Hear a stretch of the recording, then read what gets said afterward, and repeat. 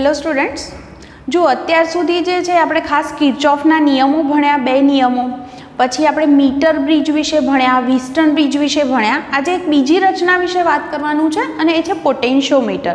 પહેલાં તો તમને એ ખબર હોવી જોઈએ કે આપણે પોટેન્શિયોમીટરનો ઉપયોગ કરીએ છીએ કેમ, એ સાધન કરે છે શું. ખરેખર પોટેન્શિયોમીટર જે સાધન છે એ વોલ્ટેજ જ માપે છે. તો હવે તમે એક વસ્તુ વિચારો કે આપણી પાસે જો વોલ્ટમીટર ઓલરેડી હોય જ તો વોલ્ટમીટર પણ વોલ્ટેજ માપે છે, તો આપણે પોટેન્શિયોમીટરની જરૂર કેમ પડી, પહેલું એનું કારણ સમજવાનું છે. જો હું તમને આટલી વસ્તુ સમજાવું, તમને આવું કંઈક યાદ હશે કે તમે જ્યારે બેટરી જે છે એ બેટરી આવી રીતે લીધી અને એમાંથી જ્યારે કોઈ પ્રવાહ વહેતો નથી ત્યારે આપણે એમ કીધું કે આના બે છેડા વચ્ચે જો હું એક વોલ્ટમીટર જોડી દઉં તો મને આ જે વોલ્ટેજ બતાવે એને એનું EMF કહેવાય, જેને આપણે V બરાબર E વડે દર્શાવ્યું. મતલબ કે આ કઈ કન્ડિશનમાં આપણે લખી શકીએ, ઓપન સર્કિટ કન્ડિશનમાં. એટલે કે બેટરીમાંથી જ્યારે કોઈ પ્રવાહ નથી વહેતો તો એવી સ્થિતિમાં બેટરીના બે છેડા વચ્ચે જે વોલ્ટેજ છે એને આપણે એનું EMF કહી શકીએ. અને એ કેટલા વોલ્ટેજ છે એ માપવા હોય મારે તો હું એના બે છેડા વચ્ચે એક વોલ્ટમીટર જોડી શકું, જેથી કરીને મને એના વિશે ખ્યાલ આવી શકે. હવે વસ્તુ સમજો, બીજી કન્ડિશન મેં આવી પણ દોરી હતી કે અહીંયા પ્લસ હતો, અહીંયા માઇનસ હતો, અહીંયા મેં એક અવરોધક તાર મૂકી દીધો હતો અને એને કારણે તમારો વિદ્યુતભાર છે એ ગતિ કરે છે. એને કારણે જ્યારે તમારો એકમ ધન વીજભાર ઋણથી ધન આવે છે ત્યારે ઉર્જાનો અમુક ભાગ જે છે એ અવરોધનો સામનો કરવામાં વપરાઈ જાય છે, મતલબ કે એની ઉર્જા ઘટે છે. એટલે હવે જો હું આના બે છેડા વચ્ચે વોલ્ટમીટર જોડી દઉં અને વોલ્ટેજ માપું તો મને E જેટલા નથી મળતા પણ થોડા ઓછા મળે છે. કેટલા ઓછા? IR જેટલા ઓછા. જ્યાં સ્મોલ r છે એને બેટરીનો આપણે આંતરિક અવરોધ કહીએ છીએ. તો એનો અર્થ એવો થયો કે આ બે કન્ડિશનમાં શું ફરક છે કે આની અંદર કોઈ તમે અવરોધક તાર નથી જોડ્યો, માત્ર બેટરીના બે છેડા વચ્ચે વોલ્ટમીટર જોડો છો, ત્યારે મળતા વોલ્ટેજને EMF કહેવાય. મતલબ કે આ કન્ડિશન ક્યારે મળે કે જ્યારે બેટરીમાંથી વહેતો પ્રવાહ શું હોય? 0, જેને આપણે ઓપન સર્કિટ કન્ડિશન કહીએ છીએ. એવી જ રીતે આ સ્થિતિ ક્યારે મળે? બેટરીના બે છેડા વચ્ચે એક અવરોધક તાર જોડી દો તો એને કારણે પ્રવાહ જે છે અથવા તો વિદ્યુતભાર જે છે એને ગતિ કરવા માટે માર્ગ મળી જાય છે. તો એવી સ્થિતિમાં હવે વોલ્ટેજ E જેટલા નથી મળતા પણ થોડા ઓછા મળે છે. ઓકે, એટલે આપણે એને E - IR તરીકે ઓળખીએ છીએ. હવે જો બીજું મને એક વસ્તુ યાદ આવી છે તો હું હજી કહી દઉં. કિર્ચોફના બીજા નિયમની અંદર જ્યારે આપણે બેટરી જે છે એ બેટરી માટે આપણે લખતા હતા કે આપણી ગતિની દિશા અને બેટરીનો છેડો, આમ તો મેં તમને સેકન્ડ જે રીત કીધી હતી કે બરાબરની જમણી બાજુ જ્યારે તમે લખો તો બેટરીનો જે છેડો પહેલાં દેખાય એ નિશાની, બરાબર. અથવા તો તમે આવું એ કરી શકો કે એકમ વીજભાર ઋણથી ધન આવે છે તો ધન કરવા માટે એણે કાર્ય કર્યું કહેવાય. તો ઋણથી ધન આવવા માટે એ જે કાર્ય કરે એટલી એને ઉર્જા મળે એટલે પ્લસ. એટલે જો તમે ગતિ દરમિયાન બેટરીના ઋણથી ધન ધ્રુવ પર જાઓ તો ઉર્જા મળે છે એટલે પ્લસ લખશું, અને ઉલટું જાઓ તો ઉર્જા ગુમાવે છે એટલે આપણે માઇનસ લખીએ છીએ. આ ખાલી તમારી જાણ માટે મેં ખાલી કહી રાખ્યું. ફરી આપણે આ જ ક્વેશ્ચન પર આવી જઈએ. આની અંદર હું એમ કહેવા માગું છું કે બેટરીના બે છેડા વચ્ચે અત્યારે હાલ મને વોલ્ટેજ E જેટલા નથી મળ્યા પણ થોડા ઓછા મળ્યા છે, V E છે, આવો અર્થ કહી શકાય. હવે જુઓ, અહીંયા આગળ વસ્તુ શું થઈ? આ સ્થિતિમાં વોલ્ટેજ ઓછા મળે છે, આ સ્થિતિમાં મળતા વોલ્ટેજ EMF જેટલા છે. આપણે કોઈ કોષનું EMF માપવું હોય તો આપણે આ રીતનો ઉપયોગ કરવો જોઈએ. પણ વાસ્તવિક વસ્તુ એવી છે કે આ જે વોલ્ટમીટર હોય છે એને પણ પોતાનો કંઈક અવરોધ હોય છે. આવો જે અવરોધ હોય, ધારો કે એનો અવરોધ 5000 થી 6000 ઓહ્મની આસપાસ હોય તો એ અવરોધ મોટો છે એટલે એમાંથી જતો પ્રવાહ નહિવત હોય, ઓછો હોય, પણ જાય તો ખરો જ. તો એનો અર્થ એવો થયો ને કે અહીંયા આગળ તમે વોલ્ટમીટર જોડ્યું તો અહીંથી પ્રવાહ ગયો તો ખરો. જો પ્રવાહ એમાંથી અહીંયા જેમ જતો તો એમ થાય તો એ તો આવી જ સ્થિતિ અહીંયા આગળ થઈ ગઈ. તો મળતા વોલ્ટેજ ખરેખર E જેટલા હોય ખરા? ના, થોડા ઓછા હોય. કેમ? કારણ કે વિદ્યુતભારને ગતિ કરવા માટે માર્ગ તો મળી ગયો. કેમ એવો મળ્યો? કારણ કે વોલ્ટમીટરને પણ પોતાનો કંઈક અવરોધ છે. તો એ અવરોધ હું અહીંયા આગળ આમ દર્શાવું, વોલ્ટમીટરનો અવરોધ, તો આ ને આ સ્થિતિ બે સરખી જ થઈ ગઈ. તો મળતા વોલ્ટેજ ખરેખર E જેટલા નહીં હોય. આ સ્થિતિમાં બેટરીમાંથી વહેતો પ્રવાહ પણ 0 હશે નહીં, એટલે કે એ વોલ્ટેજ છે એ આવા હશે E-IR જેટલા. તો અહીંયા આગળ આપણને એક તકલીફ એ નડી કે જો હું વોલ્ટેજ માપવા માટે બેટરીનું EMF માપવા માટે વોલ્ટમીટરનો ઉપયોગ કરું છું તો હું એવું સમજું છું કે મને વોલ્ટમીટરે જે વોલ્ટેજ બતાવ્યા છે એ એકચ્યુઅલી છે બેટરીનું EMF, પણ વાસ્તવિકતા એ નથી. ખરેખર એણે દર્શાવેલા વોલ્ટેજ છે એ EMF જેટલા હોતા નથી, થોડા ઓછા હોય છે. તો હવે મારે એક એવી રચના બનાવવી છે કે જે શું માપી શકે? EMF જ માપી શકે. એનો અર્થ એવો થાય કે એનો એવો સિદ્ધાંત એવો હોવો જોઈએ કે એ જે તમે જે પોટેન્શિયોમીટર ઉપયોગ કરશો તો એ પોટેન્શિયોમીટર એ વખતે વહેતો પ્રવાહ જો 0 હશે તો જ એણે માપેલા વોલ્ટેજ છે એ EMF જેટલા હશે. તો હવે પોટેન્શિયોમીટરનો સિદ્ધાંત શું છે એ વસ્તુ હું તમને સમજાવું છું. હું ફરીથી શોર્ટમાં કહી દઉં કે પોટેન્શિયોમીટરની જરૂર કેમ પડી. જુઓ, ફરીથી બોલું છું. જ્યારે બેટરીના બે છેડા વચ્ચે હું વોલ્ટમીટર જોડું છું તો હું એવું માનું છું કે ત્યારે બેટરીમાંથી પ્રવાહ વહેતો નથી. મતલબ મેં માપેલા વોલ્ટેજ, વોલ્ટમીટર દ્વારા માપેલા વોલ્ટેજ એ બેટરીના EMF જેટલા છે, એટલે કે V = E છે. પણ વાસ્તવિક રીતે શું થયું કે અહીંયા આગળ આપણે ભલે એવું માનીએ છીએ કે EMF મળ્યા, પણ એવું થયું નહીં. કારણ વોલ્ટમીટરને પણ પોતાનો કંઈક અવરોધ છે અને એ અવરોધને કારણે જ્યારે પ્રવાહ પસાર થાય છે થોડો ઘણો પણ, તો મળતા વોલ્ટેજ છે એને EMF કહી શકાય નહીં. એ વોલ્ટેજ એટલે ટર્મિનલ વોલ્ટેજ હોય જે E-IR જેટલા હોય છે. એટલે આપણે એક એવી રચના બનાવી છે જે શું માપી શકે? EMF. તો હવે હું તમને પોટેન્શિયોમીટરનો સિદ્ધાંત શું છે એ સમજાવીશ અને પછી એના ઉપયોગ ક્યાં થાય છે એની પણ આપણે ચર્ચા કરીશું. તો જેવી રીતે મીટર બ્રિજની અંદર તમને યાદ હશે આપણે 1 મીટર લંબાઈનો તાર મૂક્યો હતો, તો અહીંયા આગળ પોટેન્શિયોમીટરની અંદર પણ આપણે આવી જ રીતે આવા તારનો ઉપયોગ કરીએ છીએ. પણ એ તાર જે છે 1 મીટરનો નથી લીધો, લાંબો છે. દાખલા તરીકે 2 મીટરનો છે તો સાધન ઘણું લાંબુ થઈ જાય અને તમને પ્રેક્ટિકલી એનો ઉપયોગ કરવામાં તકલીફ પડે, એટલે આપણે તારને આવી રીતે વાળીને મૂક્યો છે. ઓકે, પણ આ એનો એ છેડો છે અને આને હું B છેડો કહું. આના બે છેડા વચ્ચે આપણે આટલી વસ્તુ જોડીશું. એક જોડીશું બેટરી EMF વાળી, બીજી હશે કળ અને ત્રીજું જે છે એ છે રિયોસ્ટેટ. રિયોસ્ટેટ જે છે એ રિયોસ્ટેટ શું કામ કરે? રિયોસ્ટેટ એટલે વેરિયેબલ અવરોધ કહેવાય, ચલિત. તમે અહીંથી અવરોધનું મૂલ્ય બદલો તો એ પ્રમાણે તમે જુદા જુદા વોલ્ટેજ લાગુ પાડી શકો અને એ પ્રમાણે તમે જુદો જુદો પ્રવાહ પણ મેળવી શકો છો. તો રિયોસ્ટેટનું કામ શું? એ શું કરશે? જુદા જુદા વોલ્ટેજ અને એને અનુરૂપ પ્રવાહ તમને બદલી શકાશે આની મદદથી. એના માટે આપણે રિયોસ્ટેટનો ઉપયોગ કર્યો છે. તમે યાદ રાખવું હોય તો રાખી શકો.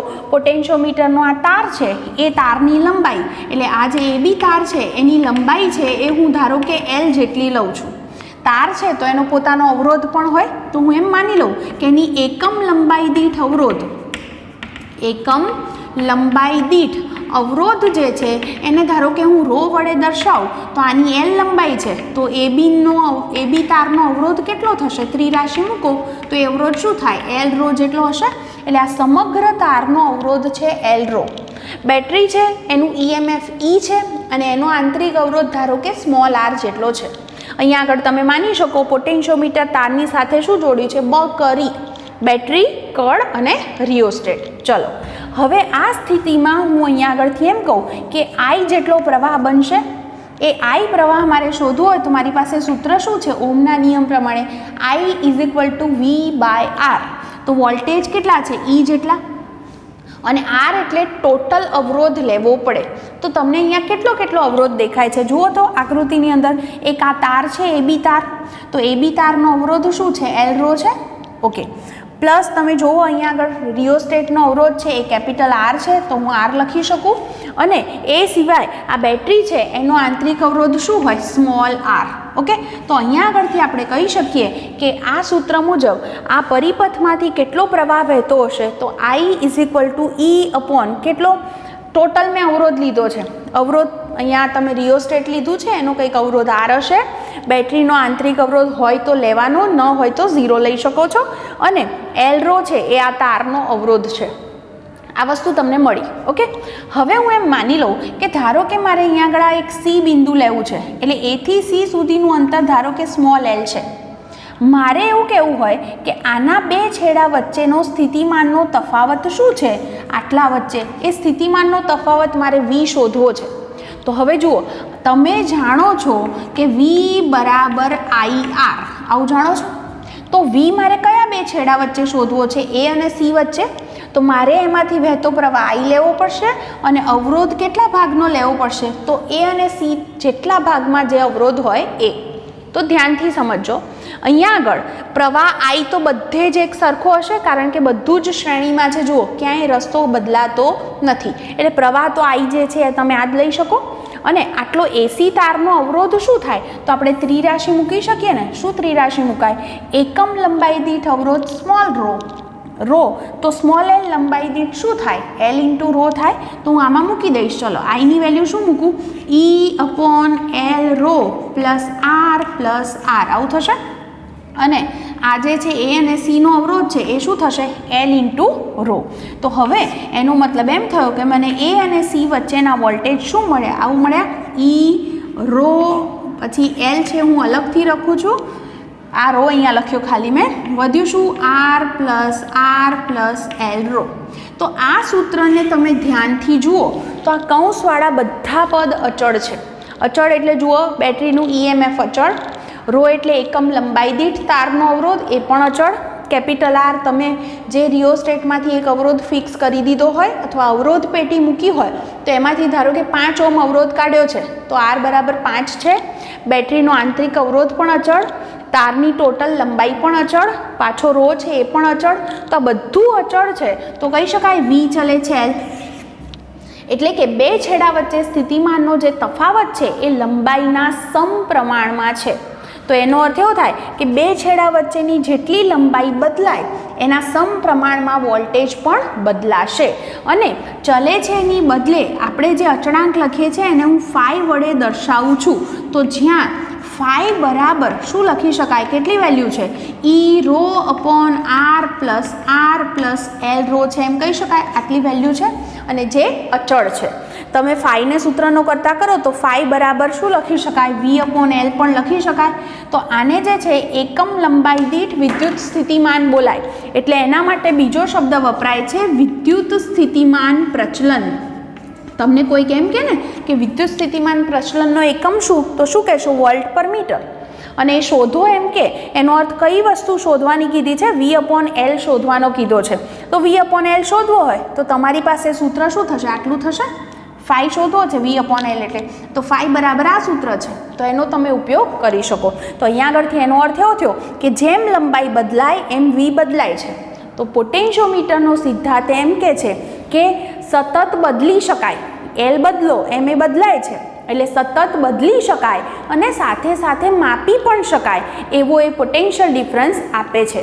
કેમ માપી પણ શકાય છે, કારણ કે આ તાર છે તો અહીંયા આગળ તમે મીટર પટ્ટી મૂકી હોય તો લંબાઈ તો તમને ખબર હશે જ કે ધારો કે અહીંયા આગળ મેં 20 સેન્ટીમીટર વાળું બિંદુ લીધું છે સી, તો એલ બરાબર 20 સેન્ટીમીટર છે. બાકી બધા જ પદ તો તમે જાણો છો.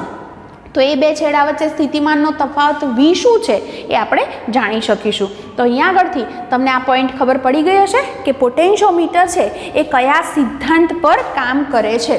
બરાબર, અહીંયા આગળ આપણને આવું રિઝલ્ટ મળ્યું કે V જે છે એ V ચલે છે L અથવા V બરાબર ફાઈ L. ફાઈ જે છે એને આપણે વિદ્યુત સ્થિતિમાન પ્રચલન તરીકે ઓળખીએ છીએ. તો આ જે છે એ ખાસ એનો સિદ્ધાંત હતો. હવે આનો ઉપયોગ શું કરીશું એ હવે હું તમને સમજાવું છું. તો હું અહીંયા આગળ જે છે એ પોટેન્શિયોમીટરના હવે ઉપયોગ સમજાવીશ. ફરીથી જ આકૃતિ દોરી દઉં છું. બરાબર, એના બે ઉપયોગની વાત કરવાની છે. પહેલું જે છે એ હું ઉપયોગ કહીશ કે તમારી પાસે બે કોષ હોય તો બે કોષના તમે EMFની સરખામણી કરી શકો છો. આ જે છે પોટેન્શિયોમીટર એ સાધનની મદદથી બે કોષના EMFની સરખામણી કરી શકો. એનો સિદ્ધાંત હમણાં જ આપણે કર્યો, કીધો કે V ચલે છે L અથવા તો V બરાબર ફાઈ L, જ્યાં ફાઈ અચળાંક છે. આ સિદ્ધાંત પર એ કામ કરે છે. ચલો હવે હું પહેલાં જે છે એ પહેલાં એની આકૃતિ દોરું તો જોજો બરાબર, તમે જોશો તો આવડી જશે. આ વસ્તુ પ્રેક્ટિકલની અંદર પણ એક્ઝેક્ટ આ જ પ્રેક્ટિકલ આવતો હોય છે, એટલા માટે આ આકૃતિ તમે ધ્યાનથી જોજો. જુઓ ફરી પાછો પોટેન્શિયોમીટર જે છે એના તાર તો મૂકી દીધો મેં, જે એલ લંબાઈનો તાર છે. આની વચ્ચે આટલી વસ્તુ તો કોમન જ છે, બેટરી, કળ અને રિયોસ્ટેટ. તો બેટરી છે એ બેટરીને હું બીથી દર્શાવું છું, બીજું એક મૂકી દઈશ કળ, અને ત્રીજી વસ્તુ શું મૂકવાની છે મારે? રિયોસ્ટેટ, એટલે કે વેરિયેબલ અવરોધ છે. એટલે બ ક રી આ 3 વસ્તુ કોમન થઈ ગઈ. હવે જોજો, જે બે કોષના ઈએમએફની સરખામણી કરવી છે એને હું અહીંયા એ બિંદુ સાથે જોડું છું. તો કઈ રીતે જોડું છું જુઓ, અહીંયા આગળથી ટોટલ જે છે મેં 2 વાયર લીધા. અહીંયા આગળ એકનું ઈએમએફ E1 છે અને બીજાનું ઈએમએફ E2 છે. આવા મેં 2 કોષ જોડી દીધા છે. હવે એ બંનેને હું અહીંયા આગળ એક કળ સાથે જોડું છું. આ જે કળ છે ને દ્વિમાર્ગી કળ છે, એટલે અહીંયા આગળ 3 પોઈન્ટ છે. આનું નામ 1, અહીંયા 2 આપી દઉં અને અહીંયા આગળ એક 3 નંબર આપી દઉં છું. દેખાતા હશે કઈ રીતે જોડાશે, હું આગળ જતાં સમજાવું છું. અને આની સાથે જે છે આપણે એક સાધન જોડ્યું છે જેને ગેલ્વેનોમીટર કહેવાય, જેનો બીજો છેડો છે એ જોકી કળ સાથે જોડેલો છે, જે ઓલરેડી આગળ આપણે મીટર બ્રિજની અંદર લીધું હતું એ જ વસ્તુ થઈ. બરાબર, તો અહીંયા આગળ આ જે છે એ તમારી શું થઈ ગઈ? આકૃતિ. ઓકે, હવે અહીંયા આગળ આ કઈ રીતે કામ કરશે એ મારે તમને સમજાવવું છે, ધ્યાનથી સમજજો. પહેલી વખતે હું એવું કરું છું, આ પરિપથની અંદર મને એટલું તો ખબર છે કે આ પરિપથમાંથી I જેટલો પ્રવાહ વહેતો હશે. જે શોધવું હોય તો હમણાં થોડીક વાર પહેલાં જ આપણે વાત કરી હતી, E/R. R એટલે ટોટલ આખા પરિપથનો અવરોધ ગણતરીમાં લેવાનો. ઓકે, હવે જુઓ, મારે ધારો કે પહેલી સ્થિતિમાં એવું કરવું છે કે પરિપથમાં માત્ર કોષ E1 જ જોડવો છે. તો હું શું કામ કરીશ કે અહીંયા મારી પાસે કળ હોય ને, એકચ્યુઅલી તમે પ્રેક્ટિકલની અંદર જોશો ને તો એ કળ આવી હશે. અહીંયા આગળ એક આમ ભરાવાનું હોય છે, બરાબર, પછી વચ્ચે અહીંયા આગળ ખાલી જગ્યા હોય, પછી આ બીજી કળ ભરાઈ શકો તમે અહીંયા આગળ, અને અહીંયા જગ્યા છે, અને અહીંયા આગળ ત્રીજી કળ ભરાઈ શકો. બરાબર, એટલે વચ્ચે જે જગ્યા છે તો એની અંદર તમે જો અહીંયા આગળ આમ ભરાવી દો ને તો આ બેનું કનેક્શન થાય. બરાબર, અને અહીંયા આગળ ભરાવી દો તો આ બેનું કનેક્શન થાય એવું થાય. તો આવી રીતે તમને ત્યાં આગળ પ્રેક્ટિકલની અંદર જોવા મળશે. તો અહીંયા આગળ આપણી પાસે શું સ્થિતિ છે એ જુઓ. અહીંયા આગળ જે છે, દાખલા તરીકે હું કળ 1 અને 3 છે, 1 અને 3 પોઈન્ટ, એની વચ્ચે કળ ભરાવું છું. તો એનો મતલબ એમ થયો કે અહીંયા આગળ આપણે કળ ભરાવી નથી, એટલે E2 છે એનો અત્યારે કોઈ ઉપયોગ થવાનો નથી. પ્રવાહ છે એ ક્યાંથી ક્યાં જશે? જુઓ, અહીંથી પ્રવાહ આમ આવ્યો, બરાબર, પછી એ પ્રવાહ જે છે એ અહીંયા આગળ E1માં જશે, પછી અહીંથી આમ જશે, ત્યાંથી ગેલ્વેનોમીટરમાં જશે, અને બીજો પ્રવાહ અહીંથી ક્યાં જતો હશે? તારમાં આમ જશે. અચ્છા, હવે હું શું કરું છું કે આ જે કળ છે એ કળનો છેડો આ તાર પર ધીરે ધીરે અહીંથી એથી સ્ટાર્ટ કરીને હું સરકાવતી જાઉં અને એક પોઈન્ટ એવો શોધીશ, નલ પોઈન્ટ, કે જ્યારે ગેલ્વેનોમીટર 0 આવર્તન બતાવે. તમને ખ્યાલ હશે કે જ્યારે ગેલ્વેનોમીટર 0 આવર્તન બતાવે છે એ બિંદુને આપણે તટસ્થ બિંદુ અથવા નલ પોઈન્ટ તરીકે ઓળખીએ છીએ. તો ધારો કે અહીંયા N1 આગળ મને એવી સ્થિતિ મળી કે હાલ ગેલ્વેનોમીટર 0 આવર્તન બતાવે છે. તો એવી સ્થિતિમાં તમે જુઓ અહીંયા આગળ પ્રવાહ ક્યાં ગયો એ ધ્યાનથી હું ફરીથી કહી દઉં તમને. અહીંથી પ્રવાહ આવ્યો, E2માં પ્રવાહ નથી જતો, એટલે એ હાલ છે જ નહીં એવું વિચારો.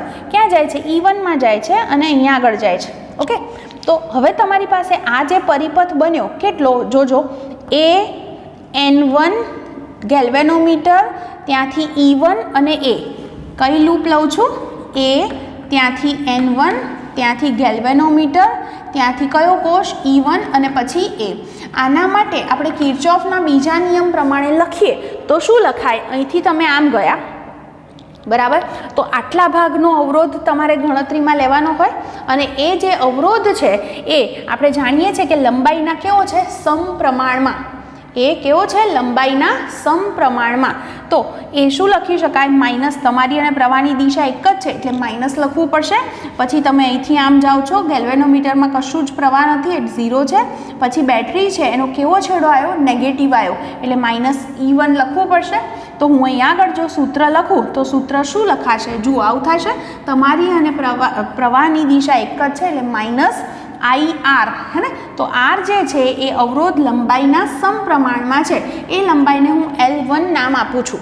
તો શું લખાશે? -IL1 is equal to -E1, એટલે કે આના પરથી હું આઈને સૂત્રનો કરતા કરું તો શું થાય? E1/L1 થાય.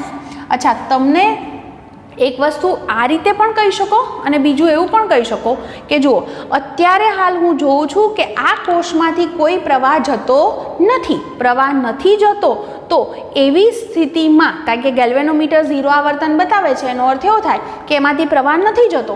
પ્રવાહ ન જતો હોય તો એવી સ્થિતિમાં એના બે છેડા વચ્ચે જે વોલ્ટેજ છે એને એનું EMF લખી શકાય. તો એ વોલ્ટેજ જે હોય એ લંબાઈના સમપ્રમાણમાં હોય. લંબાઈ એટલે A થી N1 સુધીની લંબાઈ, તો એ પ્રમાણે હું લખું તો V બરાબર શું થશે? E1 થશે. બરાબર શું લખાય? 5 ઇન્ટુ શું લખી શકો તમે? L1. આ મેં કયા સિદ્ધાંતના આધારે લખ્યું કે જ્યારે કોષમાંથી પ્રવાહ નથી જતો તો સૂત્ર મેં આ જ લખ્યું છે, પણ એ જે બે છેડા A અને N1 વચ્ચેના વોલ્ટેજ છે, V એટલે કોની વચ્ચેના વોલ્ટેજ? A અને N1 વચ્ચેના, એ વોલ્ટેજ એ આપણા કોષના EMF જેટલા હોય. આપણે આગળ પણ આ વસ્તુ વાત કરી ગયા છે. તો બરાબર શું લખાય? 5 ઇન્ટુ L1. તો તમે એક આ રીતે પણ એને લખી શકો છો. બરાબર, એટલે કે હું એને જો એવી જ રીતે જો દર્શાવું અહીંયા આગળ આપણી આ લૂપ માટે, તો અહીંયા આગળ જે વોલ્ટેજ છે એ પ્રમાણે લખીએ તો આ A અને N1 વચ્ચેના જે વોલ્ટેજ છે એને શું લખશું? -5L1 લખીશ. અહીંથી પ્રવાહ આમ જાય છે, બરાબર, તો એ વોલ્ટેજ જે છે એ માઇનસ લખવા પડશે. તમારી અને પ્રવાહની દિશા એક જ છે એટલે I ઇન્ટુ R નથી લખ્યા આપણે, પણ એની બદલે આપણે જાણીએ છીએ એ પ્રમાણે એ વોલ્ટેજને આ રીતે પણ લખી શકાય. બરાબર, બેટરીનો કેવો છેડો આવ્યો? ઋણ છેડો, એટલે -E1. એનો અર્થ એવો થાય કે 5 બરાબર મને સૂત્ર મળ્યું E1/L1. ચલો હવે બીજું કામ કરીએ. શું કરશું હવે? હવે આ કળ અહીંયાથી કાઢી લીધી અને એ કળ છે એ 2 અને 3ની વચ્ચે ભરાવો છો. 2 અને 3ની વચ્ચે ભરાવો તો હવે કોષ E1 માંથી પ્રવાહ જતો નથી, પણ એ પ્રવાહ ક્યાંથી જાય છે? એથી અહીંયા E2માં જશે, અહીંથી આમ આમ આમ, અને ગેલ્વેનોમીટરની કળ છે એ તમે સરકાવતા જાઓ અને કોઈ એક બિંદુ એવું શોધો N2 કે જ્યાં ગેલ્વેનોમીટર 0 આવર્તન બતાવે, જેને આપણે નલ પોઈન્ટ કહી શકીએ. N1 નથી હો હાલ. હવે તો હવે તમે કિર્ચોફનો નિયમ લાગુ પાડો, પાછો બીજો નિયમ. કઈ લૂપ માટે? N2 થી ગેલ્વેનોમીટર, ત્યાંથી E2 અને પાછા A. તો કઈ લૂપ લખીશું? A થી ક્યાં જવાનું છે આપણે? N2, ત્યાંથી ગેલ્વેનોમીટર, બીજો કોષ અને E2 માટે. તો ફરી પાછું એ જ થશે. તમારી અને પ્રવાહની દિશા એક જ છે એટલે માઇનસ લખું 5L2, કારણ કે જાણીએ છીએ V છે એ લંબાઈના સમપ્રમાણમાં છે, એટલે V બરાબર એના પરથી જ આપણે આ સૂત્ર પરથી જ સીધું લખ્યું છે. અને બરાબર કોષનો કેવો છેડો દેખાયો? માઇનસ. તો આના પરથી 5 બરાબર શું લખાય? E2/L2. તો તમે અહીંયા આગળ બે 5 છે તો એમને સરખાવી શકો તો શું રિઝલ્ટ મળશે? E1/L1 બરાબર E2/L2, એટલે કે E1/E2 બરાબર L1/L2. તો જુઓ અહીંયા આગળ તમે L1 જે છે એ દાખલા તરીકે તમને 50 સેન્ટીમીટર મળ્યું અને L2 100 સેન્ટીમીટર મળ્યું, તો શું એનો અર્થ શું થાય? 50/100 એટલે 1/2. એટલે એવું લખાય કે E2 = 2E1, એટલે કે બીજા કોષનું EMF પહેલાં કરતાં ડબલ છે એમ કહેવાય. તો આ રીતે તમે બે કોષના EMFની સરખામણી પણ કરી શકો છો. બરાબર, આ વસ્તુ પ્રેક્ટિકલની અંદર ઉપયોગ કરીએ ત્યારે બે કોષ હોય એમાંથી એક કોષ કેવો હોય કે જેનું EMF આપણને ખબર હોય, પ્રમાણિત લીધો હોય આપણે, તો એનું આપણને EMF ખબર હોય છે. એટલે સપોઝ E1 આપણને ખબર હોય તો આ પ્રક્રિયાને પરથી તમે E2 કેટલો છે એ નક્કી કરી શકો છો. તો જુઓ આપણે આની અંદર શું કર્યું એ ખાસ ફરીથી સમજાવી દઉં. આપણે અહીંયા જે બે કોષના EMFની સરખામણી કરવી છે એ બે કોષ જોડ્યા છે, એની સાથે દ્વિમાર્ગી કળ જોડી છે. કળ કેવી રીતે જોડી છે? એનો બીજો છેડો જે છે એ ગેલ્વેનોમીટર સાથે અને ગેલ્વેનોમીટરનો છેડો છે એ જોકી કળ સાથે જોડાયેલો છે.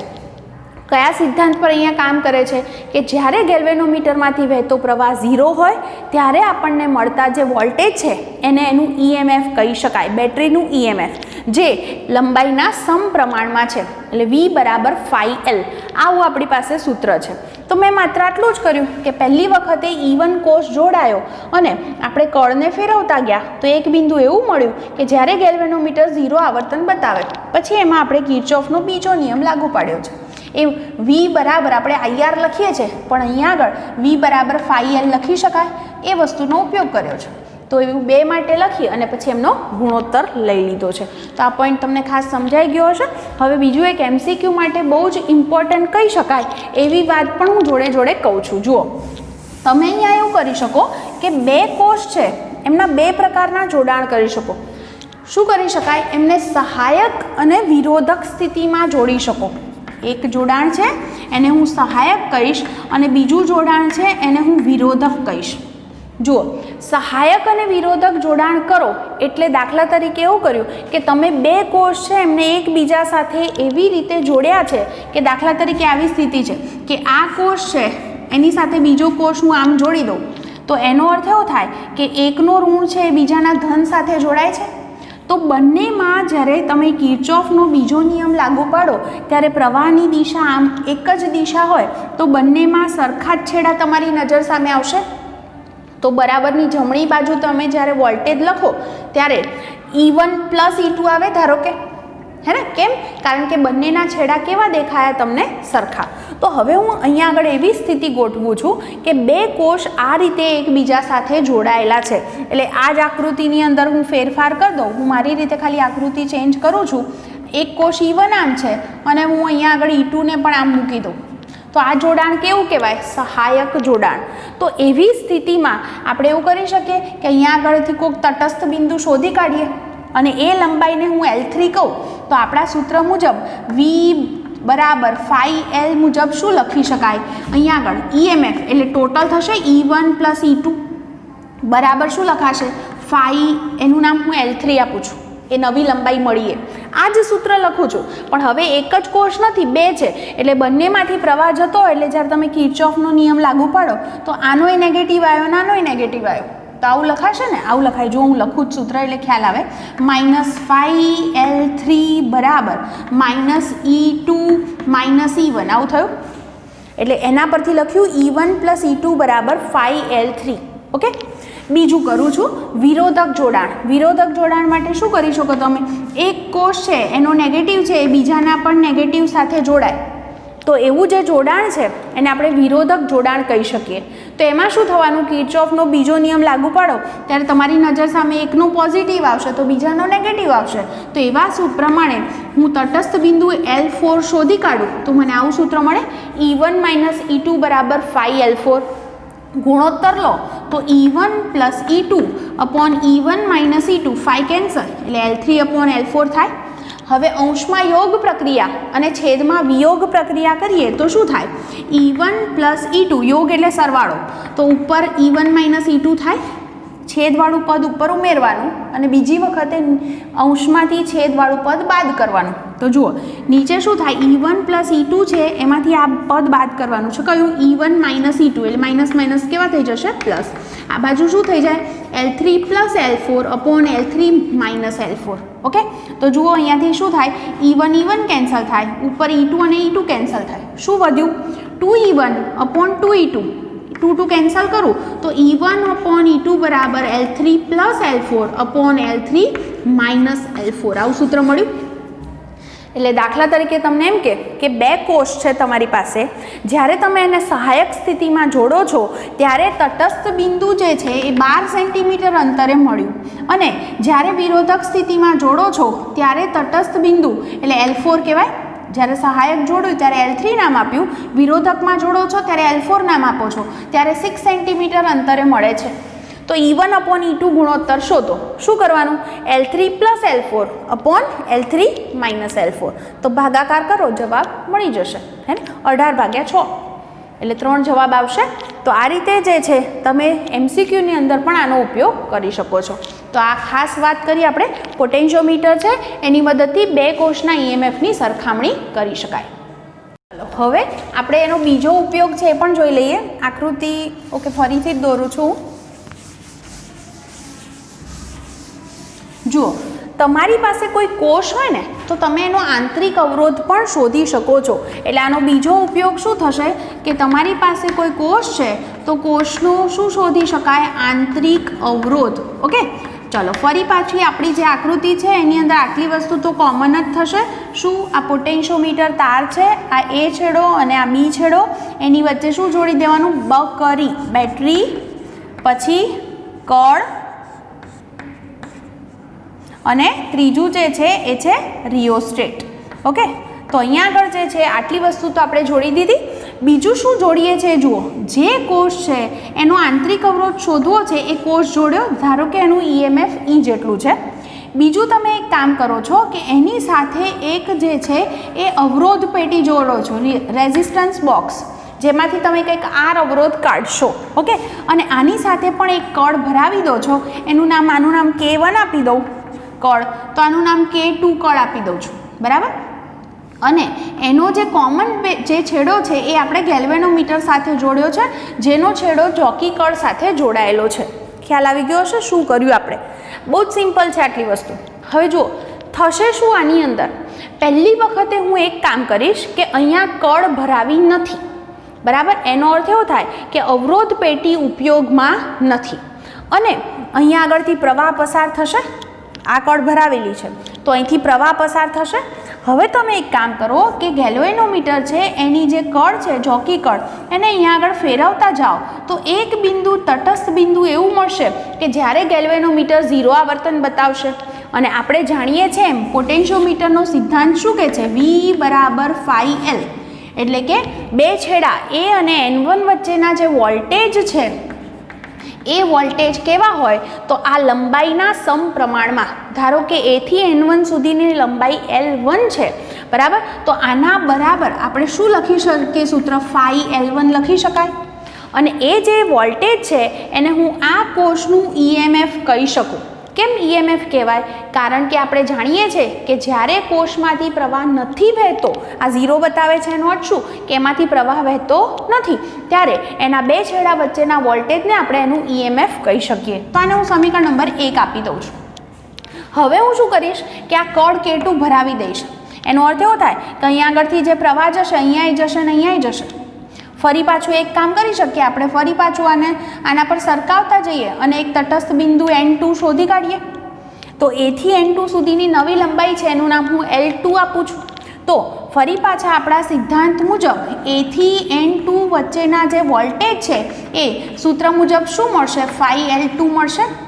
પણ એ વોલ્ટેજને આપણે EMF કહી શકીએ નહીં. કારણ શું? કારણ કે અત્યારે હાલ અહીંથી જે છે અહીંયા પણ પ્રવાહ જાય છે, અવરોધમાંથી પણ પ્રવાહ જાય છે, એટલે પ્રવાહને પસાર થવા માટે માર્ગ મળ્યો છે. એનો અર્થ જ્યારે કોષ જે છે એ કોષ સાથે તમે અવરોધક તાર જોડેલો હોય તો એમાંથી પ્રવાહ પસાર થતો હોય તો મળતા વોલ્ટેજને EMF કહી શકાય નહીં. તો એ વોલ્ટેજને આપણે કયા વોલ્ટેજ કહીશું? Terminal voltage. એટલે કે એ વોલ્ટેજને E નહીં લખાય પણ શું લખવા પડશે? V. હવે હું એક કામ કરું, બંનેનો ગુણોત્તર લઈ લઉં તો E/V બરાબર શું મળશે મને? L1/L2 મળશે. આમાંથી તમારે આંતરિક અવરોધ શોધવો છે તો તમે જાણો છો કે આપણે આવું સૂત્રનો ઉપયોગ કરી શકીએ. જુઓ V = E - IR છે અને V બરાબર હું IR ની વાત કરું તો E બરાબર શું લખી શકાય? આની અંદરથી આને આ બાજુ લઈ આવો તો I કોમન, એટલે I × R + R લખી શકાય. E બરાબર અને V બરાબર તમે જાણો છો IR, તો હું એનો જો ઉપયોગ કરું તો I અને I કેન્સલ થશે. મારે કોને સૂત્રનો કરતા કરવાનો છે? સ્મોલ r ને. ઓકે, તો હું એક કામ કરું છું, અહીંયા આગળ આનો ભાગાકાર કરું તો આવું થાય R+R/R બરાબર L1/L2 છે. તો દરેકને r વડે ભાગી દો તો R/R/R = L1/L2. આ ભાગાકાર 1 થઈ જશે એટલે R/R ને સૂત્રનો કરતા કરો તો શું થાય? L1/L2 -1 થાય. તો સ્મોલ r બરાબર શું લખી શકાય? Capital R × L1/L2 -1. તો આ સૂત્ર યાદ રાખજો. આના પરથી તમે કોઈ પણ કોષ છે એનો આંતરિક અવરોધ શોધી શકો છો.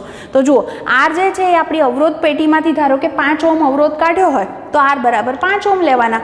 L1 અને L2 છે એ બે સ્થિતિમાં તમે માપેલી લંબાઈઓ છે તો એ તમને ખબર હોય તો એની કિંમત મૂકો તો એના પરથી, આ સૂત્ર પરથી તમે કોઈ પણ કોષ છે એનો આંતરિક અવરોધ શોધી શકો છો. તો આ જે છે એ હતા પોટેન્શિયોમીટરના ઉપયોગો. હવે આપણું જે ઉદાહરણ છે એના પછી પોટેન્શિયોમીટરને લગતું એની પણ હું જોડે ચર્ચા કરી જ લઉં છું. તો જુઓ શું કહે છે હવે આપણું ઉદાહરણ ટેક્સ્ટબુકની અંદર એની રકમ જુઓ. ઉદાહરણ નંબર છે 3.10. રકમની અંદર એવું કહે છે કે પોટેન્શિયોમીટરમાંથી R ઓહ્મનો અવરોધ પ્રવાહ ખેંચે છે. પોટેન્શિયોમીટરનો કુલ અવરોધ R0 ઓહ્મ છે. આ A થી C વચ્ચે જે દર્શાવ્યું છે એ પોટેન્શિયોમીટર છે જેનો અવરોધ છે R0. હવે શું કહે છે એનાથી આગળ પોટેન્શિયોમીટરને V જેટલો વોલ્ટેજ લગાડવામાં આવે છે જ્યારે સરકતી કળ એ પોટેન્શિયોમીટરના મધ્યમાં જોડેલ હોય. મધ્યમાં જોડેલ હોય એટલે આ B પોઈન્ટ કીધો ત્યાં. તે સ્થિતિ માટે આરને સમાંતર વોલ્ટેજ માટેનું સૂત્ર મેળવો. એટલે આરને સમાંતર કેટલા વોલ્ટેજ હશે એ વોલ્ટેજ માટેનું સૂત્ર તમને મેળવવાનું કીધેલું છે. જુઓ અહીંયા આગળ પહેલું તો આપણે એમ કહીએ કે જ્યારે કળ જે છે એ મધ્યમાં છે, આવું લખવું અહીંયા આગળ કે જ્યારે કળ મધ્યમાં છે ત્યારે A અને B વચ્ચેનો જે અવરોધ છે એ અવરોધ કેટલો લઈ શકાય? R0 કરતાં અડધો થઈ જશે, કારણ કે અવરોધ કેવો છે? લંબાઈના સમપ્રમાણમાં. એટલે A અને B વચ્ચેનો જે અવરોધ છે એ કેટલો થઈ ગયો? R0/2. ઓકે, હવે આગળ જોજો તો એનો અર્થ એવો થાય કે અહીંયા આગળ પરિણામી અવરોધ શું થાય? તો તમે જુઓ આકૃતિની અંદર આટલો R0/2 અને આટલો R એકબીજા સાથે સમાંતરમાં કહેવાય. હું એટલા માટે પરિણામી અવરોધ શોધું છું કારણ કે વોલ્ટેજ જોઈતા હોય તો V = IR સૂત્ર છે. તો એના માટે મારે પહેલાં પરિણામી પ્રવાહ શોધવો પડે. પરિણામી પ્રવાહ શોધવા માટે પહેલાં પરિણામી અવરોધ શોધવો પડે. તો જોઈ શકો આકૃતિની અંદર R0/2 અને R એકબીજા સાથે સમાંતરમાં થશે. તો એ સમાંતરનું પરિણામી છે એ પરિણામી એની સાથે બાકીનો જે R0/2 છે B અને C વચ્ચેનો એ શ્રેણીમાં થાય અને એ બધો જે ટોટલ અવરોધ છે એ આપણા A અને C વચ્ચેનો અવરોધ છે એમ કહેવાય. તો અહીંયા આગળથી લખું કે અહીં RAB બરાબર R0/2 અને R કેવા છે? સમાંતરમાં છે. સમાંતરમાં હોય માટે એમનું જે પરિણામી છે તેથી તેમનું પરિણામી એ પરિણામી છે એને હું સપોઝ R1 થી દર્શાવું તો શું લખાય? R1R2/R1 + R2 સૂત્ર છે એટલે શું લખશું? R0/2 R0/2 + R થશે. 2 લસા નીકળે બરાબર. અહીંયાથી લસાનો 2 અને આ 2 કેન્સલ થઈ જાય એટલે વધે શું? R0/R0 + 2R આટલું થશે R1. એટલે આ જે છે એ A અને B વચ્ચેનો પરિણામી અવરોધ મળ્યો. ઓકે, R1 જેટલો. હવે એ R1 અને આ બાકીના R0/2 છે એ શ્રેણીમાં છે એટલે મને A અને C વચ્ચેનો પરિણામી અવરોધ મળશે. તો લખું કે હવે R1 અને R0/2 શ્રેણીમાં છે તેથી R ઇક્વિવેલન્ટ બરાબર શું લખાય? R1 + R0/2. R1 ની વેલ્યુ શું છે મૂકી દઉં? R0/R0 + 2R પ્લસ અહીંયા શું છે? R0/2. ઓકે, તમે અહીંયા આગળથી લસા લો તો શું લખશું?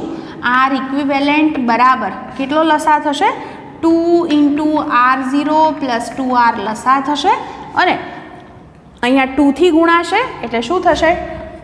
2R/R0 + R0 આવું થશે. આ પરિણામી અવરોધ મળ્યો. હવે તમને શોધવાનું શું કીધું છે? પોટેન્શિયોમીટર છે આ, એના બે છેડા વચ્ચેનો વોલ્ટેજ હે ને. તો પોટેન્શિયોમીટરના બે છેડા વચ્ચે શું થશે વોલ્ટેજ? તો અહીંયા આગળ પહેલાં તો જુઓ પરિણામી અવરોધ મળ્યો માટે પરિણામી પ્રવાહ લખું તો I = શું સૂત્ર લખશું? V/R ઇક્વિવેલન્ટ થશે. પરિણામી પ્રવાહ જે છે એ શું થશે? I = V/R equivalent. હવે શોધવું છે શું આપણે કે પોટેન્શિયોમીટરના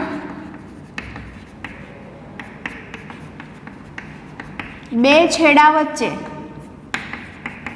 જે વોલ્ટેજ છે એ વોલ્ટેજને હું V1 વડે દર્શાવું છું. તો સૂત્ર શું થાય? V = IR થાય હે. અને એ જે અવરોધ છે એ અવરોધ કેટલો હતો પરિણામી? એને આપણે R1 નામ આપેલું છે તો હું એ મૂકી દઈશ. ઓકે, હવે જુઓ અહીંયા આગળથી આપણે 1 by 1 કિંમતો મૂકતા જઈએ તો જે I = V/R1 R equivalent. R equivalent એટલે હું એક કામ કરું, આ સિમ્પલ સૂત્ર છે એ મૂકું અને પછી સાદું રૂપ આપીશ જેથી મને ગણતરી થોડીક સહેલી પડે બરાબર. તો R ઇક્વિવેલન્ટ જે છે એ શું મૂકીશ? R1 + R0/2. આ ખાલી શોધવા માટે આપણે લખ્યો છે, બાકી એનો ઉપયોગ આપણે પછીથી કરી શકીએ. અને R1 બરાબર આપણે શોધેલા છે. કેટલા શોધેલા છે? r0/2 into r upon r0/2 plus r. Okay, તો એ રીતે પણ લખી શકાય, અથવા આ લખી દઉં તો શું છે r0 upon r0 plus 2r. Okay, અથવા આવું થશે. હવે ધ્યાનથી જોજો શું થશે અહીંયા આગળ. તો અહીંયા આગળ લસા લઈએ તો 2 અહીંયા આગળ ઉપર જશે, એટલે આવું થાય કે 2v upon r1 plus 2r1 plus r0 into અહીંયા આગળ છે r0 upon r0 plus 2r. માત્ર છે ને આનું આપણે આગળ જઈને સાદુરૂપ જ લખવાનું છે. ઓકે, અને આનું સાદુરૂપ આપ્યા પછી જે જવાબ આવે એ જ આપણો ફાઇનલ જવાબ થશે. તો હું આગળ પછી લખું છું, પણ હું એક વખત ફરીથી તમને આટલું સમજાવી દઉં કે મેં આટલું કામ કર્યું કે અહીંયા આગળ જ્યારે તાર જોડેલો છે તો આટલા ભાગનો અવરોધ r0/2 થાય, જે r સાથે કેવો છે સમાંતરમાં. એનું પરિણામી જે છે એ આપણા r0 સાથે કેવું છે શ્રેણીમાં. તો એ પરિણામી અવરોધ આપણને r ઇક્વિવેલન્ટ જે છે એ આટલો મળ્યો. બરાબર, તો આટલો આપણને r ઇક્વિવેલન્ટ મળે છે. પછી આપણે એક કામ કરીએ કે પરિણામી અવરોધ હોય તો એના પરથી પરિણામી પ્રવાહ મળી શકે. તો હવે પોટેન્શિયોમીટરના બે છેડા વચ્ચેના વોલ્ટેજ એટલે V બરાબર IR. R એટલે ખાલી કયો અવરોધ લેવાનો, તો A અને B વચ્ચે હોય એટલો જ. કેમ? કારણ કે ગેલ્વેનોમીટરનો છેડો ત્યાં જોડાયેલો છે, માટે એટલા જ ભાગ માટે આપણે ગણતરી કરી શકીએ. ઓકે, તો એનો જ મેં ઉપયોગ કર્યો. તો A અને B વચ્ચેના અવરોધ છે એ R1 છે, તો એની અંદર માત્ર હું કિંમત મૂકું છું. આની આપણે જરૂર નહીં પડે, તો એક કામ કરું, હું એટલું ભૂસી દઉં એટલે આપણી જે ગણતરી છે એ થોડીક અહીંયા આગળથી સહેલી થઈ શકે. બરાબર, તો જોજો હું અહીંયા આગળ લખી દઉં, આટલું જ રહેવા દઉં છું. માટે પરિણામી પ્રવાહ પણ લખી દઉં, તો I ઇઝ ઇક્વલ ટુ શું થાય V/R ઇક્વિવેલન્ટ. ઓકે, આટલો પરિણામી પ્રવાહ છે. હવે લખીએ કે પોટેન્શિયોમીટરના બે છેડા વચ્ચે શું થશે, પોટેન્શિયલ ડિફરન્સ V1 નામ આપું તો V1 ઇઝ ઇક્વલ ટુ શું થશે IR1. આઈની વેલ્યુ શું છે V upon R equivalent. R equivalent એટલે શું લખવાના R1 પ્લસ R0/2 અને ઇન્ટુ R1 તો ખરા જ. ચલો હવે R1ની વેલ્યુ મૂકી દઈએ. R1ની વેલ્યુ શું છે આ લખી દઉં, R0 upon R0 plus 2R આ વેલ્યુ છે, પ્લસ R0/2 તો ખરા. R1ની કિંમત મૂકું છું ઇન્ટુ R0 અપોન આ પદ તો છે જ R0 પ્લસ 2R. હવે એક કામ કરીએ, અહીંયા આગળથી લસા લઈએ છેદમાં, તો 2 ઇન્ટુ R0 પ્લસ 2R લસા થાય. તો જુઓ V અપોન અહીંયા આગળ લસા શું થયો 2 ઇન્ટુ R0 પ્લસ 2R લસા થયો. અહીંયા શું ગુણાશે 2 ગુણાશે એટલે 2R0 આવું થશે, પ્લસ R0 સાથે આખું પદ ગુણાઈ જાય એટલે શું થાય R0 સ્ક્વેર પ્લસ 2R0 આવું થશે. ઓકે, અને ગુણ્યા આટલું તો ખરું જ R0 upon R0 plus 2R. તો જુઓ ને તમે ધ્યાનથી, R0 પ્લસ 2R તો કેન્સલ થઈ જશે.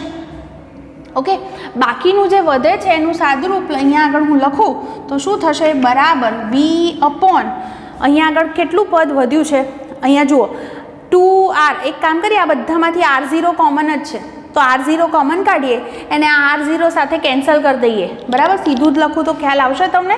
તો અહીંયા આગળથી શું વધશે, R ઉપર વધ્યો હશે, નીચે શું વધ્યું હશે અહીંયા આગળથી આ 2 છેદના છેદમાં છે એને પણ ઉપર લખી દઉં છું, એટલે 2 ઉપર ગયા. પછી અહીંયા આગળથી R0 કોમન છે, કેન્સલ થઈ ગયા. અહીંયા 2R અને 2R એટલે 4R થશે, અને વચ્ચે શું અહીંયા R0 સ્ક્વેરમાંથી R0 કોમન છે, R0 પ્લસ 4R. આટલો આપણો જવાબ થાય. ખાલી મેં કંઈ નહીં કર્યું, આમાંથી R0 કોમન કાઢ્યા અને R0 સાથે કેન્સલ કર્યા છે અને 2 છેદના છેદમાં છે એને ઉપર લઈ ગયા. બસ, તો આ જે છે એ ફાઇનલ આપણો જવાબ થશે. તો આજે આપણે થોડુંક પોટેન્શિયોમીટર વિશે ઘણી બધી વાતો કરી છે, તો ખાસ એને રિવાઇઝ કરી લેજો અને બરાબર એને તૈયાર પણ કરી લેજો. હવે નેક્સ્ટ લેક્ચરથી આપણે સ્વાધ્યાયના દાખલાની વાત કરીશું.